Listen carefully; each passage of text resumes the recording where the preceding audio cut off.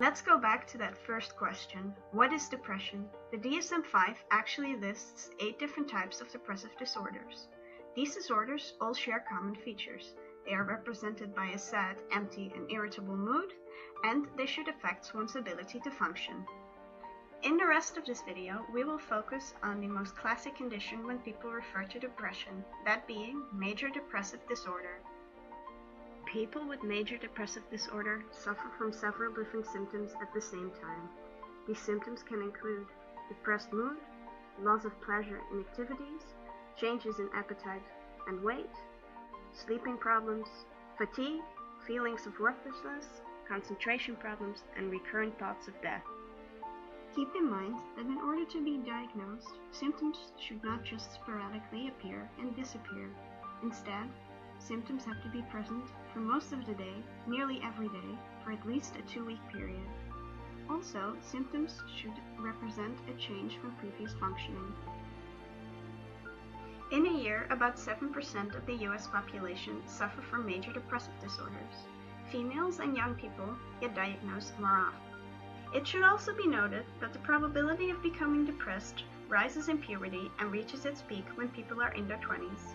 Young people are also more likely to be very tired and eat a lot, whereas older people tend to be more melancholic. How does someone develop depression? Science tells us that there are diverse pathways to depressive disorder. This is the concept of equifinality. This is the idea that diverse routes can result in the same outcome.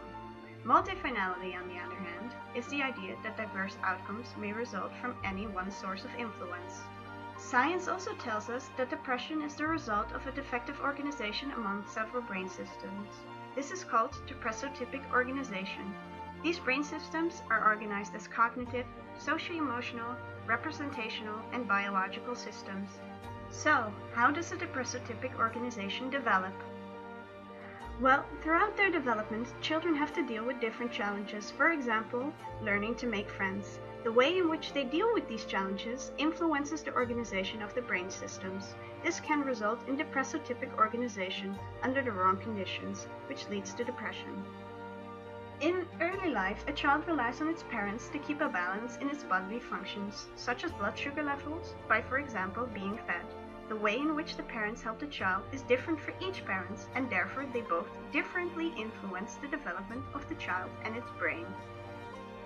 Toddlers start to see themselves as independent persons. Their parents influence how they see themselves. For example, when the parents are unavailable, rejecting, or negative towards their child, the child starts to see itself as unworthy and unlovable, which is related to depression symptoms later in life. The development of depression is also influenced by biological factors that provide challenges for the child's development. For example, depressed children show differences in several brain areas compared to non-depressed children. There are also genetic factors that play a role in the development of depression. However, they alone cannot explain fully why someone develops depression.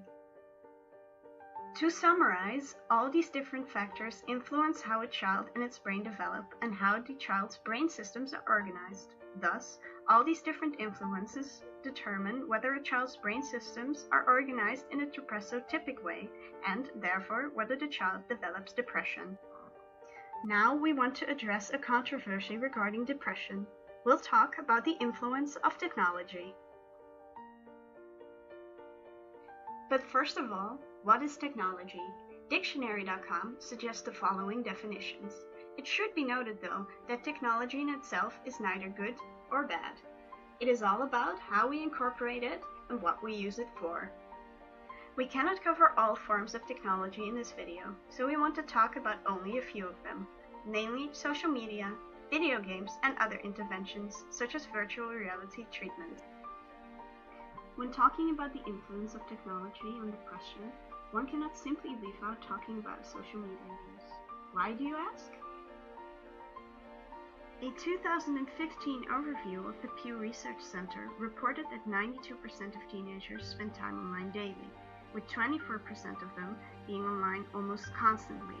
Online communication thus seemed to be important to adolescents. One issue that has risen along with the rise in online communication is the so-called fear of missing out, FOMO for short. The fear of missing out can be described as being in a constant state of anxiety over missing out on something important. In the past couple of years, research has been done in order to investigate this phenomenon and its effect on mental health outcomes. Research indicates that the fear of missing out is related to spending more and more time on the internet, which in turn can lead to an increase in depressive symptoms.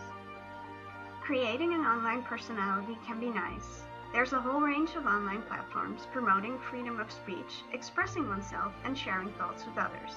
Sometimes this is good. Online, one can easily find people with the same interests, increasing one's feelings of belonging. Now let's think about a young person with depression.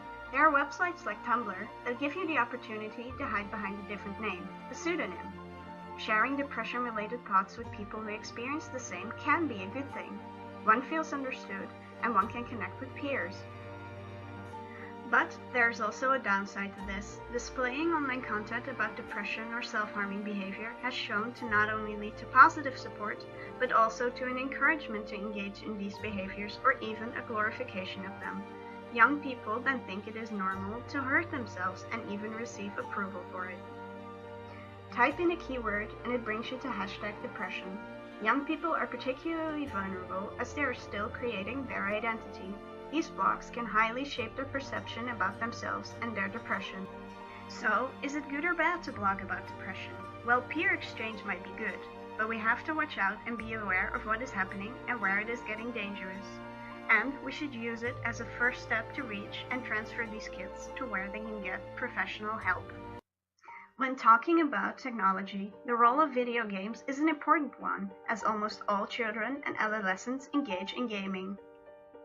In the United States, 97% of all children and adolescents play for at least an hour a day. A great deal of research by psychologists has focused on the negative impact of gaming, for example, the potential harm related to depression, aggression, and hostility. However, there are also potential benefits of gaming. Given that we cannot imagine anymore that video games are no part of our lives, it is striking how little attention has been paid to using this medium for purposes other than entertainment. Various psychologists agree that video games hold potential to teach new forms of behavior and thought. Video games are suggested to uniquely and significantly address barriers that exist in traditional interventions. For example, real-world experiences cannot really be addressed during therapy sessions. A very promising fantasy role-playing game is Sparks. This therapeutic video game helps players to engage in emotional experiences and provides various opportunities to actually practice new learned skills. This elicits generalization outside the game. In line with video games, virtual reality therapy can reduce depressive symptoms by boosting feelings of self-compassion and soften self-criticism of patients with depression. In an example of a virtual reality therapy session, patients are embodied in a life-size avatar. Through this, patients are able to see the body moving in a mirror in the exact same way that they are moving. During this embodiment, the patients have to express compassion towards the avatar of a distressed child. As the patient speaks kindly towards the child calms down and gradually stops crying. Patients listen to the avatar of their adult selves, expressing compassion towards them. As a result of this treatment, patients report reduced depression symptoms and a drop in the severity of their symptoms. This leads to patients that indirectly give themselves compassion and a reduction in depression severity and self-criticism, as well as an increase in self-compassion. So, has technology made depression better or worse? We suggest it has just expanded our playground. Of course, it might have brought dangers, but at the same time, tons of opportunities. Instead of fearing the dangers, we should focus on understanding how we can use it, not only to reach the affected kids and teens, but also to use it to help them.